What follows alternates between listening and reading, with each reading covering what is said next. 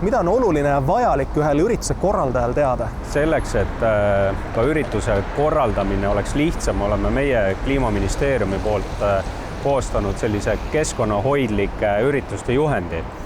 Ja see sai valmis meil sellel suvel ja siin ka koostöös ikkagi avalike ürituste korraldajate liiduga, et ma soovitan küll kõigil selle juhendiga nagu tutvuda, et see on meil Kliimaministeeriumi lehel kättesaadav ja sealt saab küll nagu põhjaliku ülevaate sellest, et kuidas ühte sellist keskkonnahoidlikku üritus korraldada nii, et see ürituse korraldaja oleks asjad läbi mõelnud, aga ka see kliendil, kes tuleb sinna üritusele, oleks asi kõik nagu üheselt mõistetav ja selge ja siuke nagu mõnus tunne oleks ka sealt ürituselt ära minna. Kellel üldse meie riigis on kontrollimise pädevus ja millistest trahvisummadest me räägime?